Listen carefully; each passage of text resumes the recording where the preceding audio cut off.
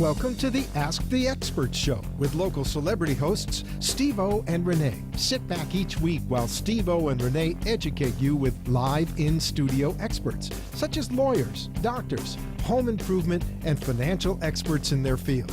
Call in and have your questions answered each week at 888-565-1470. Now, here is Steve O and Rene with today's expert in their field. I would say good afternoon, but it's not a very nice day out there. It's not. It's Wow. nasty out. It just makes you want to just go. Stay home. I was going to say, go do an Ask the Expert show. Hey, welcome. If this is your first time tuning in to Ask the Experts, we bring in the top experts in South Florida in the areas of health, legal, financial, and home improvement. We have an incredible show today. At least one of them is really kind of holiday apropos. Okay. I like that word. I love it. Okay. Let me introduce you to my incredible, my favorite, my gorgeous co-host. Why are you sucking up? Renee. What's happening, Steve? Because this is the third Friday of the month. You know Oh, what is that means. why? Yeah. It's getting close to Tisha B'Av. Yeah, right. Hey, if you'd like to watch today's show live, you can watch us right now by going to www.wwnnradio.com. And on the left-hand side of the page, it says WNN TV. Click there and you can see my co-host. Forget about me, my co-host. How about Dr. Laura? Well, hey, I'm ready. I mean, I'm okay. Okay. Anyway, we want to welcome Dr. Laura Cohn. Our board op, and I said, we have Dr. Laura on today, and he looked at me like, Dr. Laura? I know. But she's just as good, though. So, Absolutely. But this is Dr. Laura Cohn, the clinical director of Psychology Wellness Center in Hollywood, and this is the holiday time. Well, welcome to the show, Dr. Thank you Laura. very much. Great to be here. And we want to mention that please keep in mind that anything discussed on this show is not a substitute for professional help. So if you need to discuss, if you have a problem and you need to discuss it with somebody, you need to call and make an appointment. And especially with Dr. Laura. Disclaimer time. That's right. So tell everybody about your career as a psychologist. My career. Well, I have a center in Hollywood called the Psychology Wellness Center, and I see a lot of people with anxiety, depression, and trauma. And I really love my career because I do a lot of different things. I teach for the Red Cross. I do some volunteer work for them.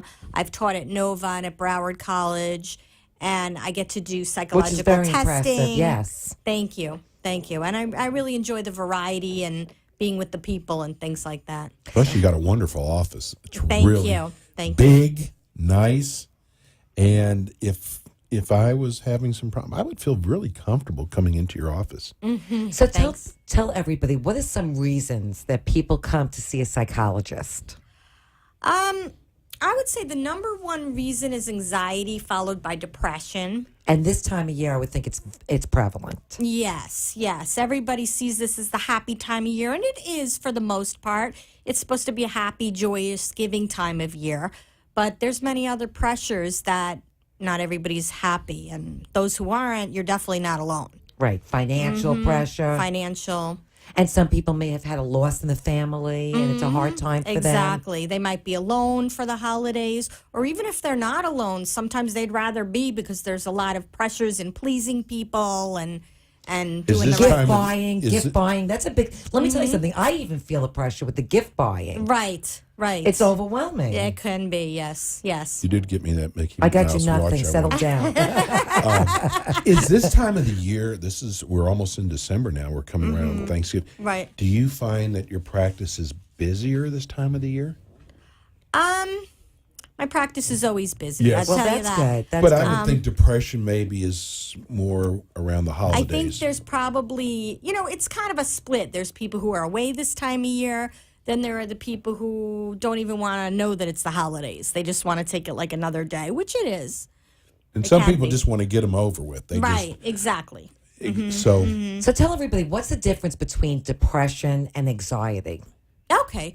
Well, there's actually a lot of similarities between depression and anxiety, more than you would think. Some people say that depression and anxiety are two sides of the same coin. because chemically, it's the same neurotransmitters that are responsible for anxiety and depression. So that's why a lot of times a lot of antidepressants work for people with anxiety problems, and a lot of people with depression have anxiety. Depression is, well, the feeling of depression is one thing. We all feel depressed sometimes. But the state of depression, the clinical state, is diagnostic, and that carries a variety of symptoms that people suffer from, such as, besides feeling blue and depressed, not having any satisfaction in things that they used to, not enjoying anything, sleep difficulties, appetite difficulties. Or sleeping too much. not Sleeping wanting to too get out of bed. much, either hypersomnia or hyposomnia. Too much sleep or too little sleep or disrupted sleep. Eating too much, eating too little, extremes of the normal human condition, so to speak. And even suicidal ideation, which is an emergency, of course. So people probably say, oh, I can handle my own problems. I don't need a psychologist. In the meantime, nothing ever gets accomplished. Tell people, I know there's someone out there who's listening right now going, I don't need a psychologist. I can handle it. Tell them why they're wrong, because basically they are. Okay. Well, there's a big difference between a psychologist and a friend. Many differences between a psychologist and a friend. I actually did my doctoral dissertation on this. Psychologists obviously are trained to work with problems, and when a number of psychologists were surveyed, they usually deal with the problem in the same way as opposed to a layperson. However, a psychologist is sort of a protected position and a safe place compared to a friend. In other words, we're bound by laws and rules and confidentiality. Your friends aren't. We're bound to not abandon our patients. Legally, we can't abandon our patients. Ethically, we can't abandon our patients. And also, it's like sort of like a contained atmosphere, a laboratory atmosphere. So it's a safe place to be vulnerable. And of course, I know one thing. If I needed heart surgery, I don't want my friend operating on me. I want a heart surgeon to operate on me. That's a good true. analogy. That That's really true. is. That's true. And oftentimes, your friends want to tell you what to do, and their needs are involved in There's helping. feelings involved, Exactly. And which they're- gets in the way of sometimes giving people good advice. Right. That's the difference between a psychology relationship with this one-way relationship emotionally. Right, and especially like family members. So if you're going to a family member to get advice, there are obviously feelings. And so if you go to a psychologist, that's not the case. A psychologist should be objective Exactly. to what's best for you, where a family member might be thinking about what they want. Right. You've Or a probably friend. seen so many case studies, which the friends hasn't seen case studies. I would be really afraid, but I know people probably do that. Either have a friend that and they feel like they're helping. But today what we're trying to get across is sometimes you do need professional help, and there's nothing wrong with that And either. you know something, in society, people feel like they're being judged, that they need to go see a psychologist, and that's not really the case. Right. And we're hoping that stigma becomes less and less as more and more people make it something to talk about. Like I know the APA campaign at one time was make psychology a household word.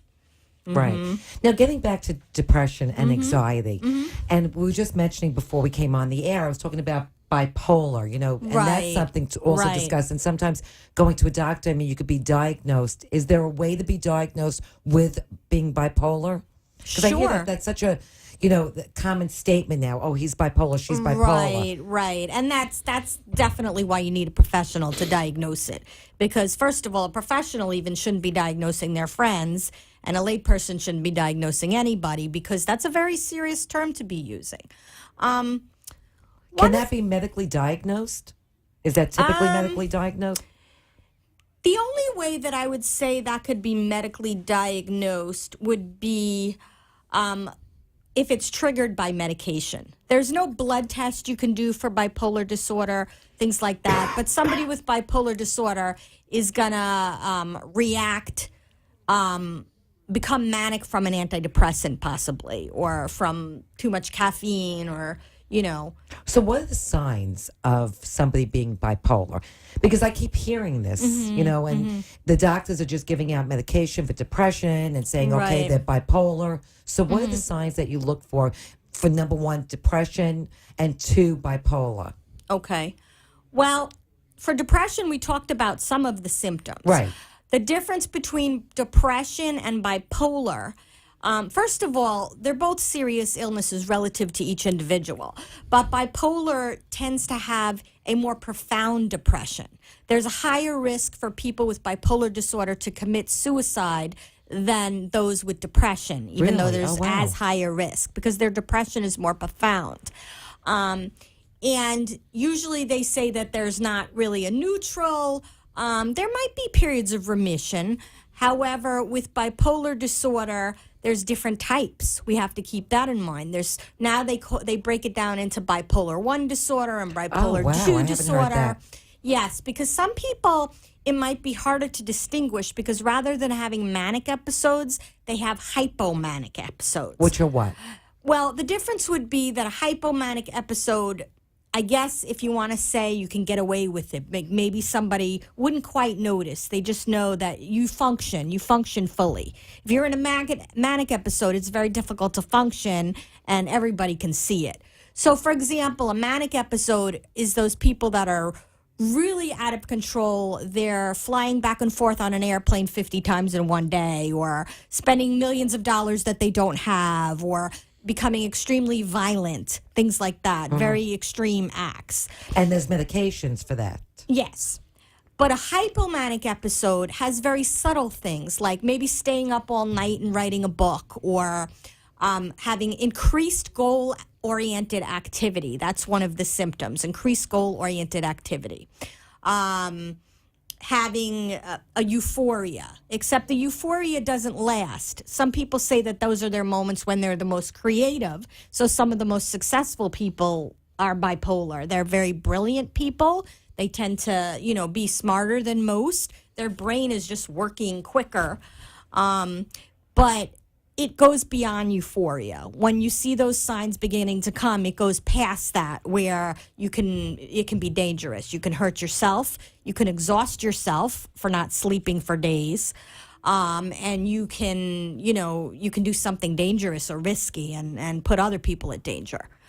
The difference between a bipolar depression and a unipolar depression, so to speak, would be that a unipolar, they do have periods where they sleep a lot or don't sleep much because they're having difficulty. But with bipolar disorder, there's more extremes in that they might sleep for days and then be up for days. Sleep for days and then be up for days. Have tremendous amounts of energy and then have no energy. So how easy is that to diagnose? So if somebody came into your office, you would be able to test them for that? Sure. There's definitely surveys and tests that can be done. Oftentimes people are tried on all different medications and all different therapies before they even discover that that's the issue. Because you can have a mood swing and just be depressed as well, which is just a simple down feeling. But we're talking about moods that go up and down. Right. Let's go to break, but when we come back, I want to continue with this conversation. Well, I also think we should kind of talk about when people or family members that are having problems, how do they get them to come see Dr. Laura? Perfect. That's what. So when we come back, we've got more psychology talk with Dr. Laura Cohn. We'll be right back.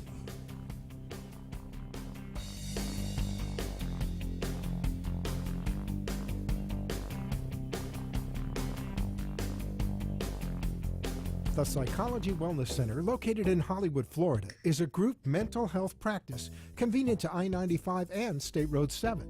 They see clients from Dade, Broward, and Palm Beach counties. Dr. Laura is a seasoned psychologist, and she is the clinic director. Her staff consists of psychologists, social workers, and licensed mental health counselors. The Psychology Wellness Center offers individual and family therapy, as well as finite-specific area-focused group workshops. They provide such services as biofeedback, relaxation, and psychological evaluations in a relaxing and comfortable environment.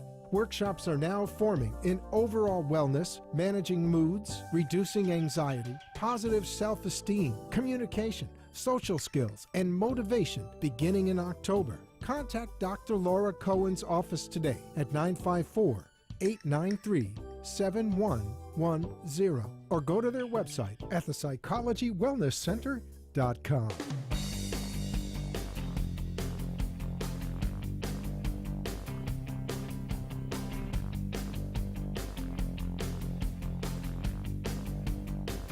And we are back. I started to talk before we left is because this is the holiday season. Mm-hmm.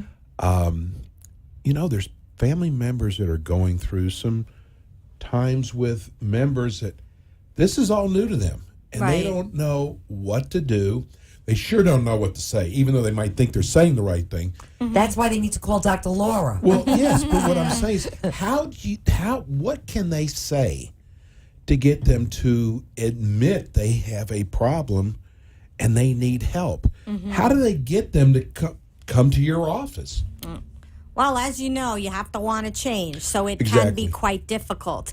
And there's a lot of theorists out there that even with somebody with a substance abuse problem, you don't want to make the call for them because they need to take responsibility for their own problem, and they have to be ready to make the call themselves. So tough love? However, well, you can do tough love, like on some of those intervention shows, but there are also some extreme situations. First of all, if somebody's suicidal, you want to save their life. Absolutely. So you bring them to a hospital, or you call the police, or even in Broward County, we have the mobile crisis unit. I think in both Miami and Dade County, Wow, I didn't know that. You can call 211 for help from Broward or Dade County. And what do they do? They Baker Act them? Referrals. Well, they would Baker Act them, bring them to the hospital, talk them down, whatever they feel they need to do, if there's a plan, etc. And then hopefully from there, but still people can be discharged from the hospital. Nowadays with insurance and all that, people aren't kept very long. People can be discharged and then go right back into the same for an old thing. evaluation and they release them, basically. Exactly. As long as they think they're not going to do something themselves. imminently, not next year or Right. next week, but today. Which is crazy. Right. I mean, really, if Right. you think about it. Because it you can see so be. many of these things that are going on, like even in, I think it was Connecticut, Mm-hmm. that kid was released. He went in for an evaluation and shot up the school with all the, the students. Right. And he obviously had psychological problems. Right. So you see that, which is... Well, here's the thing. There's a fine line between freedom in America and helping somebody. And that's the whole idea of the Baker Act as well. Because you can't really do something to somebody against their will unless they're in imminent danger. That's the idea of freedom and justice and, for all. Right. So, you'll find there's people homeless on the streets and they're talking to themselves and they're hearing voices, but they're eating and they're, not hurting anybody and they're not imminently hurting themselves. So they really can't touch those people. Right. So there's not a magic word or something you can say. People have to want to be helped. They have to want the help. The best thing you can do is offer your support. Right. Say, look, if you ever need me, I'm here. Here's my phone number. You can offer them some phone numbers. Here's some phone numbers for you. If you ever want me to go with you to a session, I can do that to get you started, help you, if you're nervous, etc. But that's all you can do is offer. Right. Like they say, you can't bring a horse. You can bring a horse to water, Right. but Right. So let's talk about anxiety. So what are the treatments for anxiety? okay. Well, anxiety, actually, at one time, the anxiety medication Xanax was the most prescribed medication in the world, or in the country at least. And there's many different types of treatment for anxiety. Anxiety is somewhat of a natural response that we're given just being human, but it can become irrational. Right, because you could feel anxious about things, but there's a difference between feeling anxious and feeling that having anxiety attacks, basically. Right. Well, anxiety, when you feel anxious about something, it serves a purpose physiologically because it starts your nervous system going. So if you're extremely anxious, it's called the flight or fight response. So we're geared to feel anxious when there is danger so that we can run or we can fight and have that extra strength and have that extra energy. But sometimes that's irrational, or that's an overreaction to something that where it's not necessary, or our thoughts are bringing us to that point, and that's when it becomes a problem. Anxiety is also a good thing because they say you need a moderate amount of anxiety. A little bit means you don't care about anything, and too much, you can't function. But a moderate amount of anxiety gets you to achieve things and to do things, gets you out of bed in the morning, gets you to work, et cetera, et cetera. But, of course, we have anxiety disorders. And a disorder of anxiety is something where it gets in the way of your functioning. Right. Okay? So it might be as simple as public speaking, or it might be a phobia of dogs, or it might be just a test anxiety for a student. And there's numerous different techniques, usually behavioral, cognitive behavioral, that psychologists use to help with anxiety. Meditation, yoga, exercise is like the natural medicine for both anxiety and depression. Systematic desensitization, where you slowly help the person learn to associate relaxation with the situation that normally makes them anxious. That's good for phobias, etc. Also, talking people out of their irrational beliefs, getting them to think more positively and think differently about things.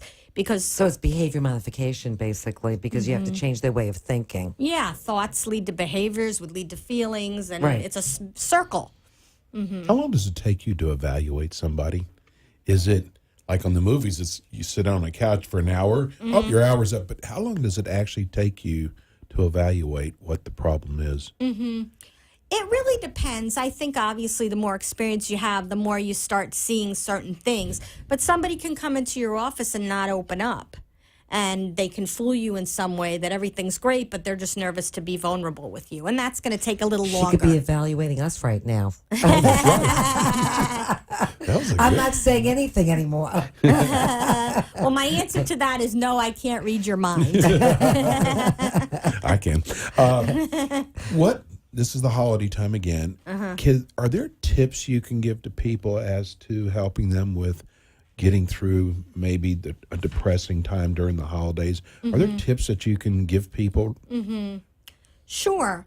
Well, first of all, you have to remember not everybody's going to like you. That's that old saying, and you can't please everybody. Exactly. So make the best decision for yourself and state yourself clearly and distinctively and move on. I'm going to Dad's house this year. I'm sorry. Next year, I'll go to your house. Right. 'Cause Period. there's a lot of pressure, especially when you're married, which family you're going to. And it causes Exactly. a lot of problems. Exactly. I can only afford this much this year, and leave And it at that's that. it. And that's don't it. feel bad about it. That's it. And, if you have to, there's nothing wrong with curling up in front of the Thanksgiving Day parade or the fireplace and having some eggnog, in a quiet atmosphere. You don't have to go out. That sounds perfect. Everything's closed anyway. Yes. Or most things. Something I learned when I went through my divorce that I tell everybody, don't put the kids in the middle. Right. Always seems to happen. Right. And that's a lot of the struggle, yes. Exactly. It's So- either being alone or not knowing whose house to go to. Right. Or not being able to afford it.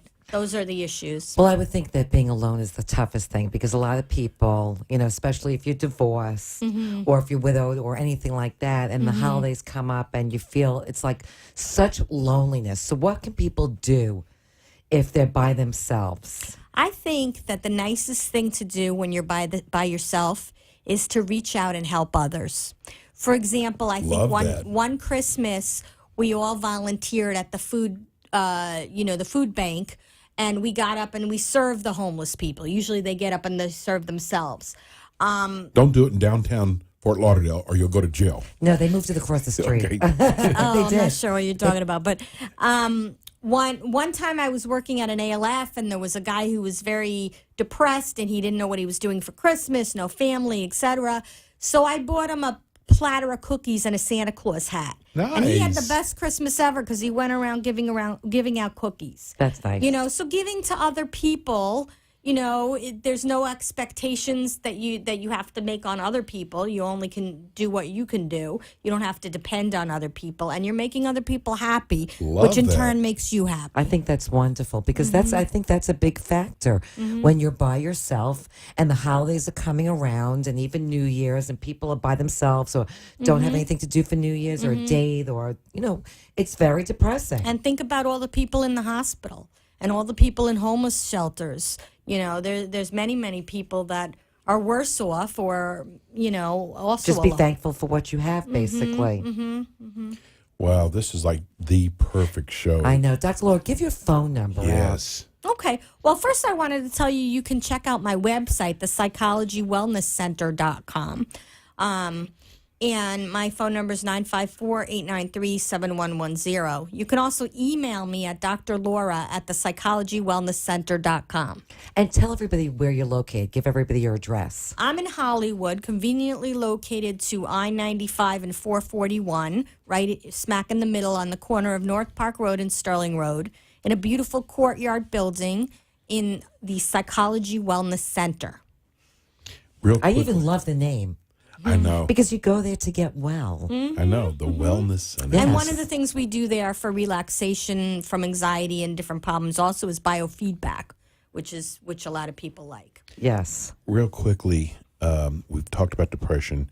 What can people do that have anger issues, especially, again, because of the holidays? Is there anything you can tell people what they can do, some hints or something when it comes to anger, controlling their anger?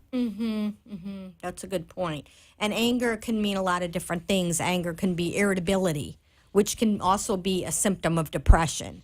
And anger can be an overreaction. A lot of times our anger is an overreaction to something else that's bothering us in our life. So you have to take a moment and stop yourself and say, is my anger over the amount that it would normally be for this situation? Is it really, equal to this situation, or is it coming from somewhere else? And take a deep breath and step back.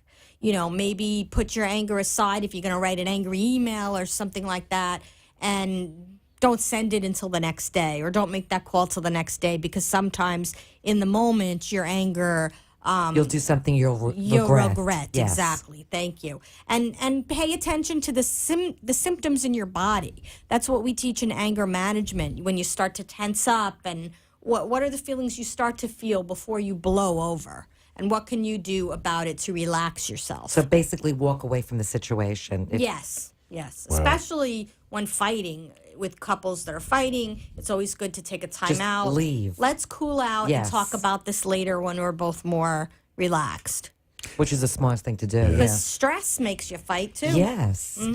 Well, I think this was just a great topic to do this time of year. Absolutely. We've come to the end of our first half of our show. Again, listen, what we always tell everybody on the show is, don't go Google somebody if you have a problem. We have the best of the best right here on the show with Dr. Laura. You cannot forget that. And the name of your practice is the Psychology Wellness Center. Great name. And listen, there's nothing wrong with getting professional help. We all probably need some way, somehow. It's a very Absolutely. strong thing to do, to admit that you're not Yes, perfect, because nobody I is. agree. Exactly. So we want to thank you again. Give everybody your phone number one more time. All right. Well, first I want to say happy Thanksgiving. And if it's not happy, hopefully it's peaceful and relaxing. Yes. 954-893-7110, thepsychologywellnesscenter.com. Perfect. Thank you so much, Dr. Laura. Listen, it's not easy to get all the way over from Hollywood, but thank you so much. We've Thanks for so coming in. enjoyed having you. We're going to go to a break right now, and when we come back, we've got a second half of our Ask the Experts. All right. Thank you.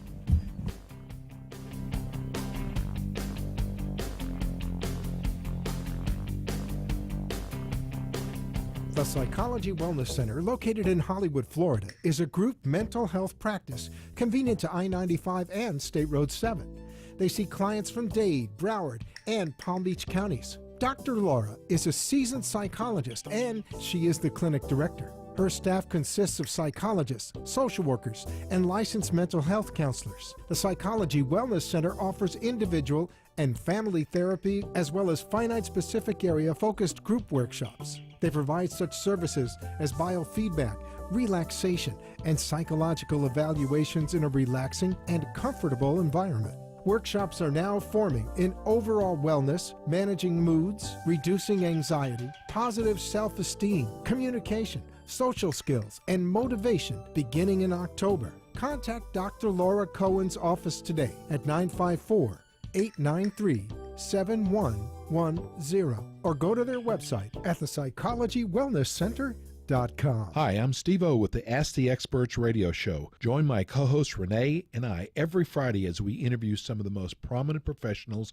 in Palm Beach and Broward County. Each week we combine educational information on a variety of topics with a touch of humor and entertainment in the areas of legal, health, financial, and home improvement so you can be more informed. We offer interviews on such topics as family law, foreclosure defense, estate planning, sleep apnea, roof repair, funeral pre-needs, mold and mildew, alcoholism addiction, and even a show that teaches you how to buy a new and used car from one of the top dealerships in South Florida. If you have a business and would like to be part of the Ask the Expert show, contact us at 954-336-3767.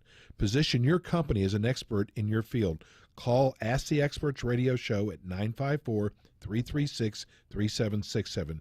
Be sure to catch our show every Friday from 4 to 5 p.m. or watch our show live at wwnnradio.com and click on the WWNN TV link.